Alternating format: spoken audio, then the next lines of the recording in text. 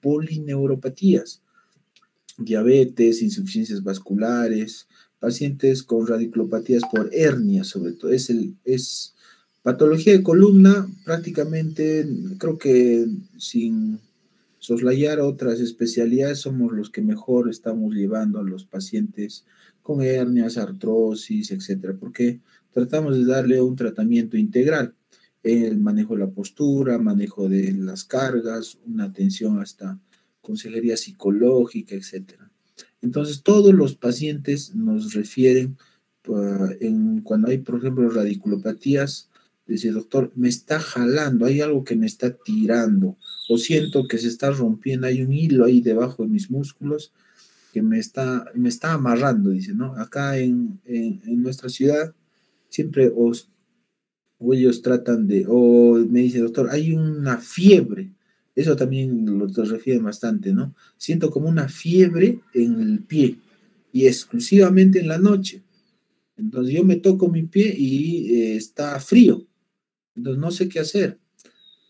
Algunos te refieren como si le estarían jalando, otros como una quemadura, otros le refieren como estaría hormiguitas ahí caminando toda la noche, ¿no? Se miran el pie y no hay nada, pues se ponen hielo a medianoche, se bañan y recién calma un poco, ¿no? El dolor, ¿ya? La intensidad del dolor, chicos, debe ser considerada, dice, a la luz del umbral del disconfort del paciente. Altera el sueño, imposibilita realizar actividades placenteras, requiere de analgésicos. Nosotros vemos la intensidad cuando hay pacientes que te dicen, doctor, me duele tanto todos los días, no aguanto y ya estoy llorando.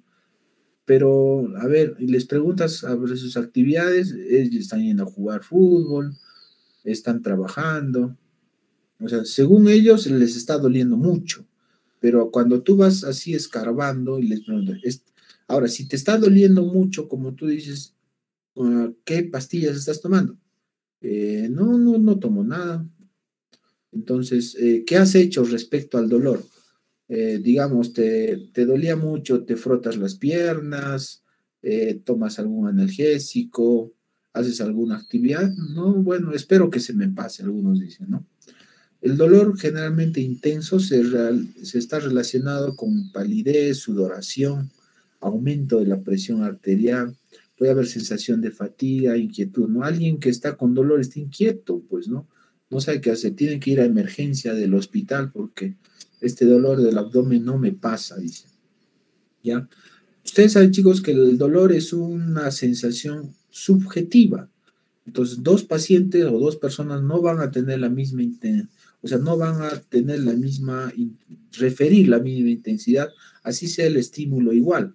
Entonces, para eso vamos a tener algunas escalas, por ejemplo, esta escala visual análoga, que ustedes lo manejan, es una tablita de 10 centímetros, donde 0 es nada, ausencia del dolor, y el 10 es un máximo dolor posible, ¿no? Entonces, tú le das la reglita al paciente y le dices, señor, ¿dónde está el dolor? Ponga usted un punto donde usted considere que es su dolor, ¿no? En la escala numérica, igual, ¿no? Tú le explicas al paciente, señor, 0 es nada de dolor y 10 es el dolor mayor imaginable, ¿no? O sea, yo les digo así como para irte a emergencia ahorita o tirarse al suelo y llorar, ¿no? Entonces el paciente te va a decir, ya, si es así, doctor, me duele como un 7, ¿no? Entonces, del 0 al 2 al 3 es un dolor leve, del 4 al 7 moderado, y del 8 al 10 intenso, ¿no? ¿Ya? Hay un montón de escalas para ver la intensidad del dolor. La que más está valorada y la que más respaldo científico tiene es la escala visual análoga. También hay unas escalas de las caritas para ver, tú igual le muestras una regla y le dices, señor, ¿usted quién es acá? ¿No? Ahorita un paciente con una intensidad de dolor severa está pues en llanto, ¿no? O está muy triste, deprimido. Pero si es un dolor muy leve, el paciente está relativamente tranquilo, ¿no? Hasta sonriente. Si es leve a moderado, ya está con tendencia a la depresión, o está cabizbajo, etcétera, ¿no? Eso también nos puede ayudar, por ejemplo, hay pacientes que no pueden hablar por algún factor, o pacientes muy ancianos, o pacientes pediátricos. La otra vez he visto una escala de valoración del dolor en niños, por ejemplo. ¿Cómo evaluaríamos el dolor en un neonato, en un paciente pediátrico? Es una buena pregunta, ¿no? Ahí ya tenemos valores más objetivos, por ejemplo, la presión arterial, la frecuencia cardíaca, la frecuencia respiratoria. Un niño de 8 años, o perdón, de 8 meses no te va a decir me duele acá. Simplemente va a estar intranquilo, rubicundo, lloroso. No le cambias el pañal, le das de comer, tratas de hacerlo dormir, le das confort, pero si sigue llorando, debe haber ahí un problema, ¿no? Entonces, esas cosas hay que valorar, ¿ya? Muy bien. Entonces, las diferentes escalas, el inicio y la forma de comienzo también es importante. ¿Es un inicio brusco? ¿Es un inicio paulatino? Un segundito.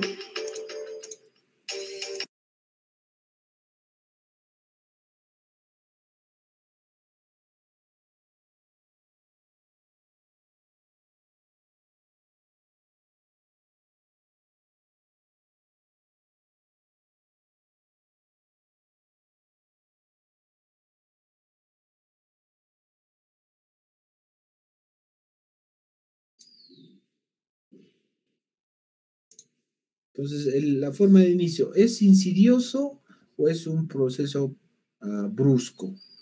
Entonces, ¿cómo empezó el dolor? Entonces, y también si puede estar asociado como algún factor desencadenante, ¿no? Hemos hablado de estos factores en síndromes miofaciales. ¿Qué incrementa el dolor? ¿El reposo? ¿El esfuerzo? ¿Qué desencadena el dolor? Cuando usted se alimenta, hay más dolor. La defecación, cuando hace maniobras de Valsalva. La tos, ¿no? Hay pacientes con una tos. La otra vez me apareció es extraño, un paciente, dice él, ¿no? Estaba tranquilo, sus actividades normales, tuvo un estornudo muy fuerte y empezó a sentir parestesias a nivel del glúteo en la pierna. Y después ya no pasaba, ¿no? Y sentía ya dolor, al día siguiente fue al médico, una placa, no pasaba el dolor, analgésicos, a la semana una resonancia y encontraron una lesión en el disco intervertebral entre L4 y L5, ¿no? La exposición al frío exacerba el dolor, por supuesto. La exposición al calor también. Caminar, hacer ejercicios calma el dolor. ¿Se acuerdan cuando había dolor inflamatorio? Había algunos ejercicios que aliviaban incluso el dolor, otros ejercicios que exacerbaban el dolor. Eso hemos conversado cuando hemos diferenciado el dolor mecánico del dolor inflamatorio, ¿no? La duración y la evolución también del dolor. Es un típico dolor anginoso que dura minutos y después cede. Si se mantiene, obliga a pensar un infarto agudo de miocardio. Pero así como también el dolor a la pantorrilla que aparece con la marcha y desaparece con el reposo. Ese es un síntoma de claudicación mecánica, ¿no? Y puede hablar de una insuficiencia vascular o una claudicación vascular. ¿Ya? Y si se hace permanente, obliga a pensar en una obstrucción arterial. Entonces, la evolución también del dolor también nos invita a pensar en un problema más neurológico, en un problema vascular, puede ser venoso o puede ser arterial. ¿Ya? El horario y la periodicidad. Ambas condiciones deben ser minuciosamente investigadas en relación al horario y su relación a los quehaceres del paciente. La cefalea de la hipertensión endocrinea la cefalea de una hipertensión endocrinea es intensísima. El dolor llega hasta a vomitar, ¿no? Dolor en la artrosis más es un dolor en las mañanas o cuando el paciente hace alguna actividad más, ¿no? Sube gradas, empieza a doler. Baja gradas, empieza a doler. En la noche ya está más tranquilo, pero si este dolor de artrosis también se acompaña con una enfermedad degenerativa, se acompaña con un proceso inflamatorio, también va a doler al reposo, ¿no? Las úlceras pépticas se mejoran con los antiácidos, pues, ¿no? Pero cuando uno se alimenta, también segrega ácidos gástricos y esto también puede causar dolor, ¿ya? ¿Cuáles son los factores desencadenantes o atenuantes del dolor? Por ejemplo, el dolor anginoso lo puede o agravar pues el ejercicio, ¿no? Y lo atenúa el reposo o el uso de vasodilatadores. La lumbalgia por una lesión intervertebral se incrementa cuando hace flexión. Las maniobras de Valsalva, como dice acá, la tos, levantar peso, la risa. El ¿qué puede atenuar en una lumbalgia? La flexión con las extremidades, dice, decúbito lateral con flexión de las caderas o rodillas. El dolor pleural en una neumonitis, neumonía, agrava la respiración. Cuando ellos hacen inspiración forzada, más dolor, ¿no? O la tos, ¿no? La tos, pero por eso los pacientes dan antitusígenos, ¿no? Y los factores atenuantes como el decúbito lateral hacia el lado del dolor. El dolor tipo ulceroso. ¿Qué agrava el dolor? El ayuno, la aspirina. ¿Qué atenúa? La comida, alcalinos, reposo en cama. La claudicación intermitente.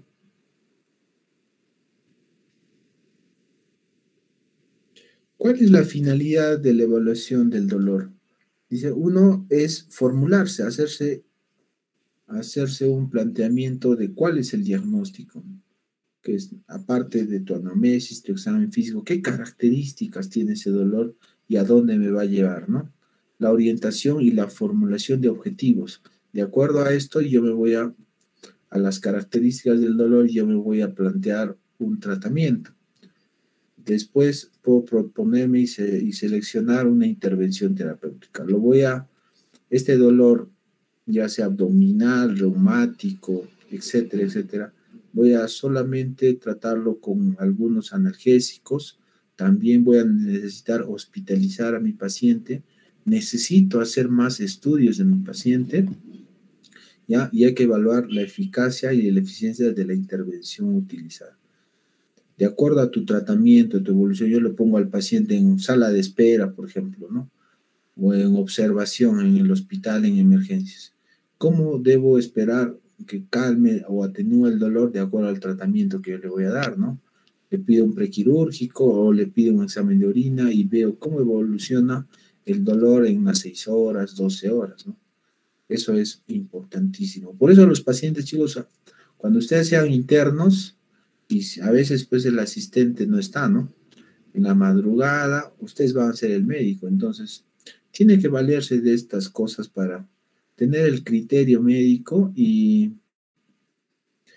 cuando ustedes desconozcan algún problema o estén sospechando algo, siempre al paciente ténganlo en observación unas horas para ver la evolución. A veces el paciente es un día festivo, están de madrugada y el personal pues no lo quiere atender, ¿no? Y ahí pasan pues los problemas, los mandan a su casa y el paciente ya vuelve ya muy complicado, hay que tener mucho cuidado, eso es un consejo de amigos, ¿ya? Para terminar, el dolor es una causa frecuente de consulta, lo hemos comentado, requiere evaluación multidimensional. La historia y el examen físico aportan doblemente. Les decía, el 80% de los pacientes solo necesitan un buen examen clínico y una buena anamnesis para hacer un buen diagnóstico. Ya, los exámenes auxiliares vendrán después. Utilizar instrumentos de evaluación, evaluativos de apoyo, como la escala visual análoga, ¿no? Que es una forma de evaluar la intensidad del dolor, ¿no? El Alicia Peca también. Muy bien. A ver, terminamos.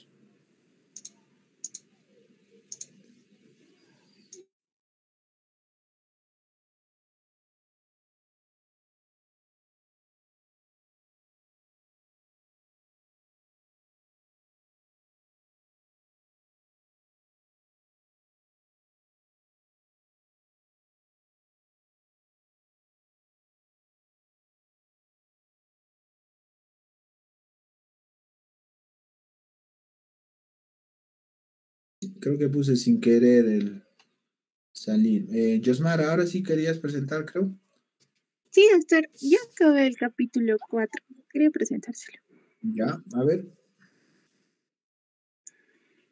¿Se observa? ¿Alguien más, chicos? A ver, un ratito.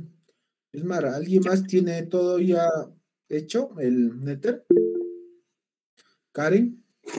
Ya, después pasas Karen, ¿ya? Ok. Vamos, Yasmara. Ya, doctor.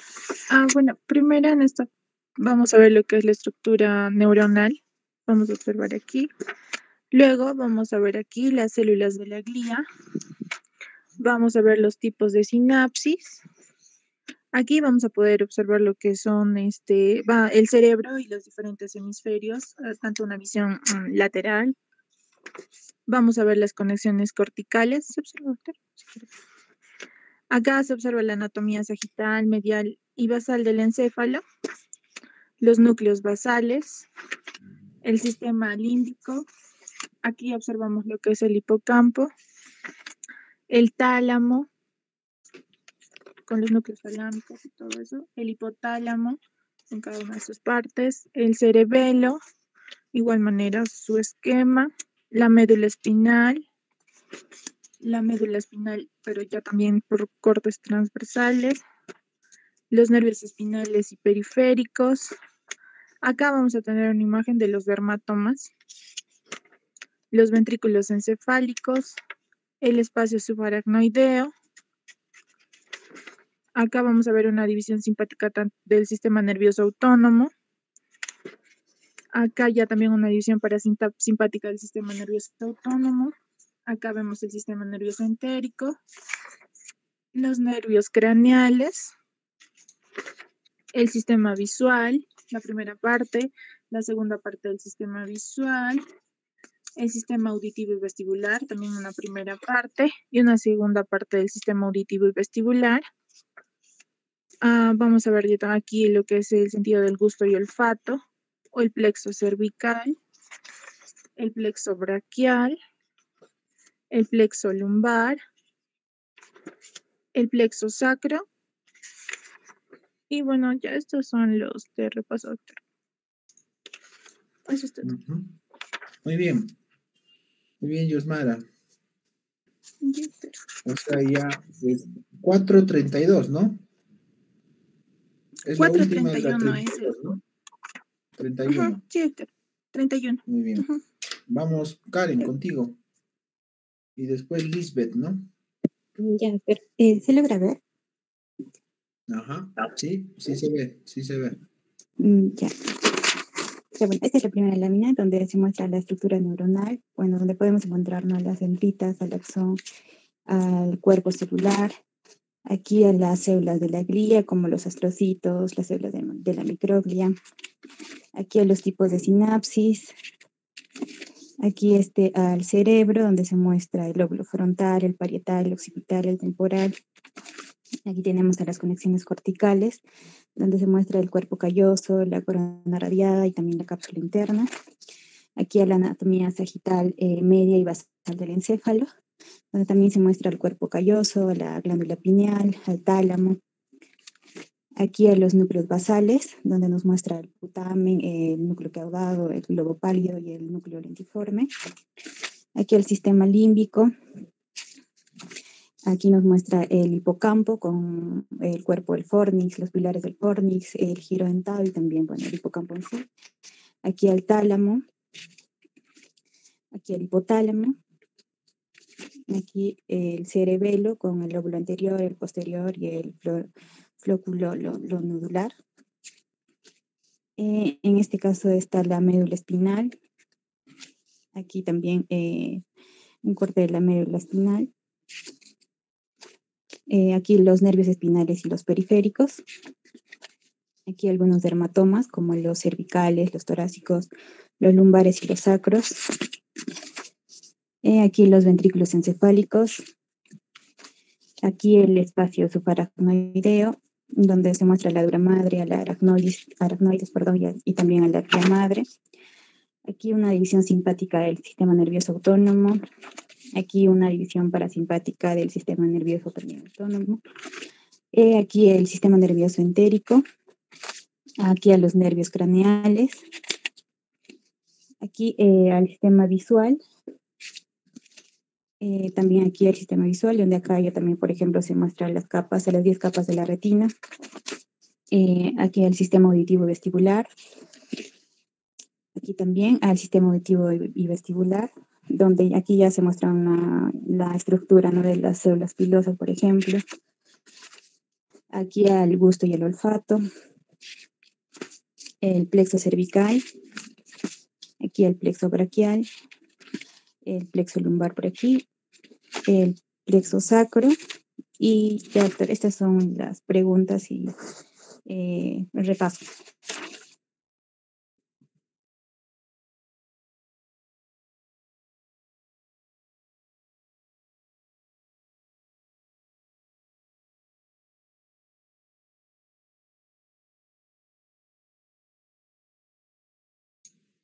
Estoy hablando con el audio. Gracias, Karen.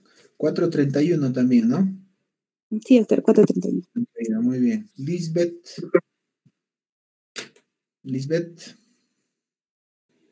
Sí, doctor, un ratito, no puedo conectar. Ya. ¿Alguien más, chicos? ¿Alguien más que levante la mano para ya no estar llamando?